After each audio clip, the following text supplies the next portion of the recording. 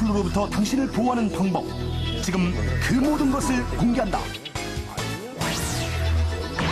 그렇다면 신종플루란 무엇인가? 인플루엔자 바이러스는 표면 항원 단백질인 H와 N의 조합에 따라 그 타입이 나뉜다. 이번 인플루엔자 H1N1은 인체, 조류, 돼지 감염 3종 바이러스가 새롭게 조합돼 신종이란 말이 붙게 된 것. 기존에 유행했던 거와는 다른 아주 새로운 유전자 구조를 가진 인플루엔자 바이러스고요. 계절성 인플루엔자 걸렸던 사람들도 이 신종 인플루엔자는 걸릴 수 있고요. 또 대부분의 사람들이 걸려본 적이 없기 때문에 대부분의 사람들이 모두가 다 감염이 가능한 그런 인플루엔자 바이러스입니다. 때문에 기하급수적으로 감염자는 급증했지만 이를 예방하는 백신은 아직 검증 단계여서 전 세계적인 유행이 찾아온 것이다. 그렇다면 여기서 신종 인플루엔자에 관한 첫 번째 퀴즈. 신종플루는 이것으로 전염되는 질환이다. 자, 몰라서도 두렵습니다. 신종 인플루엔자 A 완전 정보 퀴즈 첫 번째 문제 나왔습니다. 네. 정답은 쓰시는 겁니다. 네. 예. 자, 맞히면 뭘 드리죠? 아침에는 면역력에 좋은 파프리카를 제가 선물로 드리겠습니다. 자, 이 파프리카를 많이 받으시는 분이 퀴즈 왕이 되시는 거예요. 그렇습니다. 또 선물이 있습니다. 들어주세요. 들어주십시오. 자, 박준기 씨 싸움. 딥키스. 네, 방귀죠, 방귀. 방귀. 네, 아유. 네. 아주 방구라고 그냥. 방구만 아니, 방귀가 이재원 아나운서도 어려워요. 네, 비강내 전마. 네, 답은 이렇게 써야 있어 보입니다. 아하. 팔자. 역시. 아, 자기 팔자다. 저것도 진짜 많이 듣던 얘기네요. 팔자. 네. 좀, 뭘까? 뭐, 재밌게 하시려고. 호흡기. 그렇죠. 그러신 것 같아요. 호흡기로 전염이 되는 질환이 되겠습니다. 예. 이분 안 썼잖아. 아니죠. 윤정수 씨, 거예요, 이지연 씨, 정답. 문제 드리겠습니다. 자, 파프리카. 맞습니다. 팔자도 맞는 거죠. 여보세요. 말도 안 돼. 쌍귀도 말이죠. 자, 바이러스가 전염되는 과정 저희가 VCR로 준비했습니다. 모든 인플루엔자 바이러스는 호흡기를 통해 전염된다. 우리가 기침이나 재채기를 할 때 기관지 점막에 무수히 자라있는 산모가 점액을 분비하고 이때 세균이 함께 입 밖으로 나오는 것. 보통 재채기나 기침 한 번에 약 10,000개 물방울로 분출되고 이것이 감염의 원인이 된다. 또한 물방울이 분출되는 거리는 무려 3m 정도로 그 파급력 또한 놀랍다. 자, 지금부터는 신종플루의 궁금증을 하나하나 풀어가 보자. 그 첫 번째 궁금증은 바로 신종플루의 증상에 관한 것. 감기와 신종플루의 차이가 뭔지 궁금해요. 애매하죠? 감기와 신종플루의 차이점을 알고 싶어요. 신종플루, 감기와 무엇이 다른가요? 질병관리본부 신종플루 예방 및 환자관리 지침을 살펴보면 7일 이내 37.8도씨 이상의 발열과 더불어 콧물 혹은 코막힘, 인후통, 기침 중 1개 이상의 증상을 보일 때 의심. 그렇다면 전문의가 말하는 신종플루와 감기의 차이점은 무엇? 호흡기 증상이 동반된다는 점에서 감기랑 큰 차이는 없습니다. 그러니까 기침이랑 콧물, 인후통 같은 것이 동반이 되는데 다만 독감은 이제 열이 좀 더 심하고 전신 증상인 두통이나 근육통이 좀 심하다고 돼 있긴 하지만 실제로 이제 병원에 오는 분들을 봤을 때 증상만으로는 사실은 구분이 좀 어렵습니다. 가장 중요한 것은 진료를 통한 전문의의 판단, 그리고 환자의 발열 여부.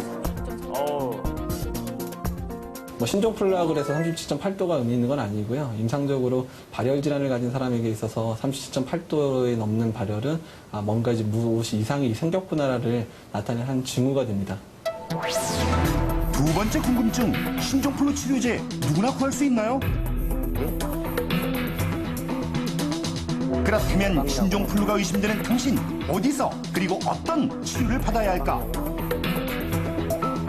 여기서 잠깐 증상이 없더라도 미리미리 거주지와 가까운 거점병원을 체크해두면 아플 때 당황하지 않고 병원을 찾을 수 있다. 자, 그럼 지금부터 비타민 실험맨과 함께 신종플루 진료 과정을 체험해보자. 먼저 전화 상담을 통해 증상 확인 및 거점병원 파악하기. 안녕하십니까. 1339 서울 응급의료 정보센터입니다. 네, 여보세요? 예, 제가 열이 좀 있어서 그러는데 혹시 신종플루인지 궁금해서요. 그러세요? 동반된 증상은 없습니까? 뭐 다른 기침이나 그런 증상은 없고요. 아침 저녁으로 목은 조금씩 붓는 것 같아요. 그래서 수차일이 지나도 고열이 계속되고 증상이 많아지지 않는다면 인근 거점병원에서 진료보시는 것이 좋습니다. 제가 집이 대림동인데 혹시 근처에 가까운 거점병원이 어디 있는지 알 수 있을까요? 가장 가까운 거점병원은 강남 성심병원입니다. 강남 성심병원이요? 네, 응급실 옆에 발열 환자 전담 진료소가 있습니다. 그곳에서 진료 받으시면 됩니다. 네, 알겠습니다. 감사합니다. 친절하게 안 되네. 그러면 저렇게 친절하게. 거점병원 방문 이때 반드시 지켜야 할 것 하나.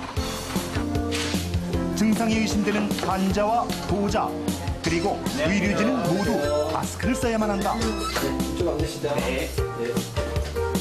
갑자기 열이 좀 많이 나고 해서요. 의료진은 방문 환자의 발열 여부와 증상을 1차로 확인하고 증상이 의심되는 환자들 혹은 환자 스스로 강력히 원하는 경우엔 신종플루 정밀 검사가 이루어진다.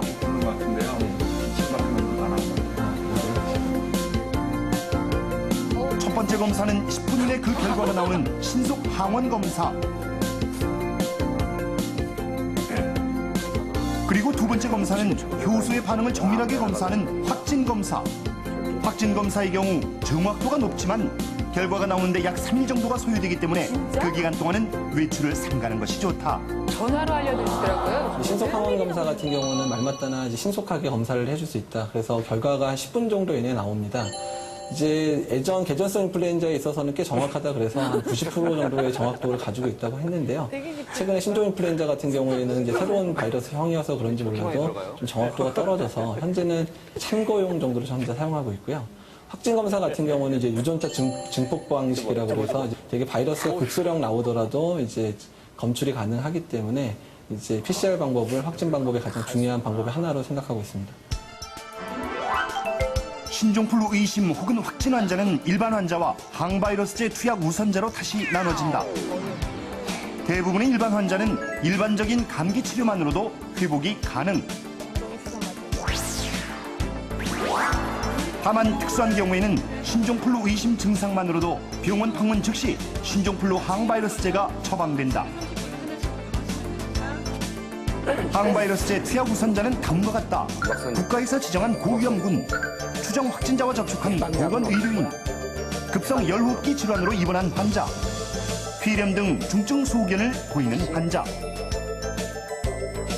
자, 여기서 두 번째 문제. 항바이러스제 투약 우선자에 포함된 고위험군. 그렇다면 초등학생은 고위험군이다? 맞으면 O, 틀리면 X. 자, 두 번째 문제 나왔습니다. 예. OX 퀴즈죠. 네. 하나, 둘, 셋. 자, 김승환 씨는 초등학생이 고위험군이다. 혼자 이제 오라고 하셨는데. 나만 아닌가?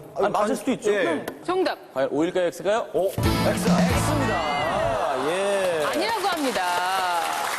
자, 그럼 저희가 국가에서 여기서 지정한 고위험군 고위험군을 명단을 보겠습니다. 보겠습니다. 한번 쭉 보시면 돼요. 예. 65세 이상의 고령자, 또 폐질환자, 예, 만성 심혈관 질환자, 당뇨 신장 질환, 만성 간 질환, 악성 종양, 면역 저하자, 임신부가 있네요. 59개월 이하에 혹시 해당사항 좀 많다 이런 분 계세요? 집안에 우리 본인이나 가족들 있는데? 우리 가족이 저는 제가 네. 고위험군이에요. 일단 이전하는 본인이 이제 네, 그래서 임신부니까. 저는 굉장히 좀 몰라요. 지금 저희 집안에는 거의 다인데요. 그렇죠. 애기랑 왜냐면 우리 부모님이 일단 65세 이상 다